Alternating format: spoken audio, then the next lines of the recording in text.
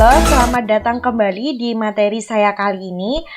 Saya hari ini akan membahas tentang evaluasi latihan relasi basis data yang kemarin saya berikan di playlist sebelumnya. Nah, ini ya, di sini kemarin kan saya menyuruh kalian untuk membuat relasi basis data dari tabel-tabel yang ada di evaluasi normalisasi, ya kan. Di situ ada beberapa tabel, yaitu yang pertama kita mulai dulu ya. Ini ada tabel barang, kemudian tabel detail transaksi. Nah, kemudian yang selanjutnya adalah tabel transaksi. Nah, di sini gambarkan hubungan antar tabelnya. Nah, nomor transaksi yang ada di tabel transaksi ini berlaku sebagai primary key dan dia berhubungan dengan nomor transaksi yang ada di sini. Nah, kemudian selanjutnya kode barang yang ada di tabel barang itu dia berhubungan dengan kode barang yang ada di tabel detail transaksi. Nah, kemudian ada dua tabel lagi nih, yaitu tabel karyawan dan tabel toko. Dan ternyata dari materi saya yang sebelumnya itu, tabel karyawan dan tabel toko, dia tidak berelasi dengan tabel manapun. Nah, tabel di atas, tabel karyawan dan tabel toko itu belum memiliki relasi ya. Jadi kalau mereka direlasikan, kira-kira caranya gimana ya? Karena kan di struk Excel komputer yang kemarin kita bahas itu, nama karyawan dan nama tokonya itu kan ada di struk, iya kan? Otomatis harusnya dia itu tampil dong, atau dia berhubungan dong di basis data. Kok ini nggak berhubungan sih? Nah, gimana caranya menghubungkan? Nah, supaya nama toko dan nama karyawan itu bisa tercetak pada struk pembelian, maka toko dan karyawan harus terhubung dengan tabel transaksi. Kenapa harus tabel transaksi? Karena tabel transaksi ini adalah tabel dari nomor notanya. Nah, ini ya, kan ini ada tabel transaksi. Kemarin ada nomor transaksi atau nomor notanya, kemudian tanggal, jam, dan total. Nah, kemudian di sini kita tambahin kode toko dan kode karyawan. Nah, sehingga dia bisa berhubungan atau berelasi dengan tabel toko, dan kemudian dia juga bisa berelasi dengan tabel karyawan. Gitu. Kenapa Bu nggak di tabel detail transaksi aja? Kenapa nggak ada di sini? Karena detail transaksi itu dia hanya untuk menyimpan detail barang yang dibeli pada nomor nota yang ada di tabel transaksi. Sementara kode toko dan kode karyawan ini mau dia beli 10 barang kek, mau dia beli 25 barang kek, mau dia beli 1 barang kek, toko dan karyawannya tetap satu kan? Nah, berarti dia masuknya ke tabel transaksi gitu ya. Nah, kemudian yang selanjutnya, nah ingat bahwa yang bisa menghubungkan antar tabel itu adalah key.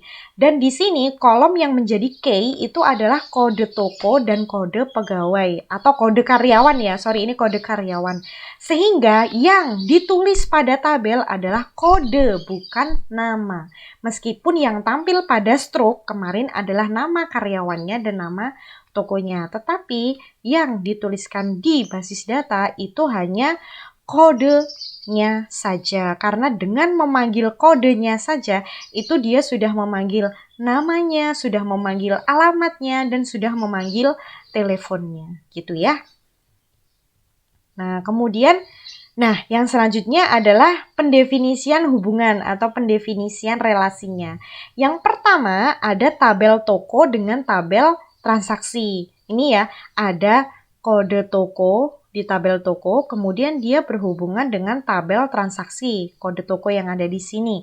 Nah, analoginya seperti ini. Satu toko itu bisa memiliki banyak sekali nomor transaksi. Atau di sini juga bisa diartikan satu toko itu kan dia bisa cetak banyak banget nomor nota.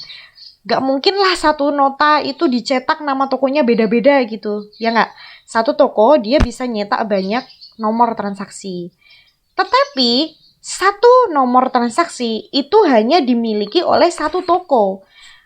Nah ini, atau bisa juga diartikan satu nota itu cuma dicetak sama satu toko. Gitu ya. Jadi emang kalian pernah tahu nggak kalau satu nota itu nama tokonya ada 3? Nggak pernah ya kayaknya. Jadi satu toko itu biasanya bisa cetak banyak stroke, tetapi satu stroke itu dicetak sama satu toko, ya nggak? Nah, di sini hubungannya adalah one to many, gitu ya. Karena one tadi loh, satu toko dia bisa banyak sekali transaksi, tetapi satu transaksi itu hanya bisa dimiliki oleh satu toko. Jadi one to many. Nah, yang selanjutnya tabel karyawan dan tabel transaksi. Nah, ini pun juga sama guys. Satu karyawan itu bisa memiliki banyak sekali nomor transaksi, atau bisa juga diartikan satu karyawan dia bisa cetak banyak banget nomor nota. Ya kan, misalkan kalian di sebuah minimarket, kalian dan teman kalian membeli barang, dilayani dengan kasir yang sama. Ya kan, bisa kan seperti itu. Nah, kemudian tetapi satu nomor transaksi itu hanya dimiliki oleh satu karyawan, atau bisa juga diartikan satu nota itu cuman bisa dicetak sama satu nama karyawan. Gitu. Jadi satu nota yang bisa dicetak nama kasirnya itu cuma satu. Jadi nggak mungkin kita transaksi di kasir nomor 3, tapi di struknya ada nomor 3, 4, 5. Nah, polahannya gimana gitu ya? Kok kasir 3, 4, dan 5 itu bisa melayani satu transaksi yang sama. Terus nyetak struknya itu juga di printernya siapa gitu ya? Kan biasanya kalau kasir itu kan dia punya printer sendiri-sendiri kan. Nah, bayangin kalau misalkan seperti itu ya, nggak nalar gitu ya. Nah, seperti itu. Jadi, hubungannya adalah one to many. Nah, yang selanjutnya adalah tabel transaksi dengan tabel detail. Nah, di sini tabel detail transaksi ini ya, ada nomor transaksi. Di sini foreign key atau kunci turunan ya. Kemudian yang tabel transaksi di sini nomor transaksi adalah primary key.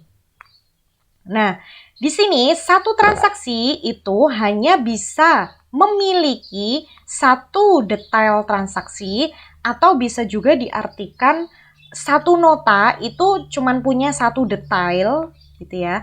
Nah, tetapi satu detail transaksi itu hanya dimiliki oleh satu transaksi, atau bisa juga diartikan satu detail ada di satu nota. Nah, ini jadi penjelasan secara rinci sudah saya jelaskan di pertemuan yang sebelumnya ya. Nah, ini sama kayak pertemuan sebelumnya. Jadi hubungan mereka itu adalah one to one. Nah, yang selanjutnya adalah tabel barang dengan tabel detail. Nah, di sini ada tabel detail, ini kode barang juga sebagai foreign key. Nah, kemudian di sini tabel barang, kode barang di sini sebagai primary key. Nah, analoginya satu barang itu bisa memiliki banyak nomor detail transaksi, ya kan? Gak mungkin kan yang bisa beli Aqua cuman kamu, pasti yang bisa beli semua orang dong, asalkan stoknya masih ada gitu ya.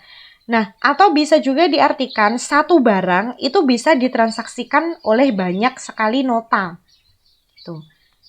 Nah, yang selanjutnya, satu nomor detail transaksi itu bisa memiliki banyak barang, atau bisa juga diartikan satu nota itu bisa mentransaksikan banyak barang.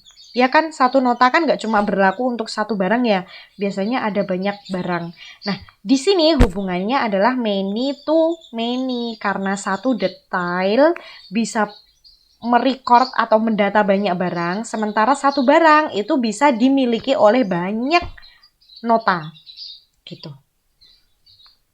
Oke, terima kasih telah menyimak materi evaluasi relasi tabel kali ini. Kalau misalkan belum paham, mungkin bisa diulang kembali penjelasannya, sama banyakin latihan untuk mempersiapkan diri karena pertemuan depan itu kita akan ujian akhir semester. Gitu ya. Semangat untuk mahasiswa angkatan 2020 yang kuliahnya full online. Tetap semangat ya. Persiapkan diri untuk UAS dengan sebaik-baiknya. Insya Allah soal yang saya berikan itu tidak terlalu jauh dari materi-materi yang saya berikan. Cuman mungkin studi kasusnya aja yang berbeda gitu. Oke, terima kasih.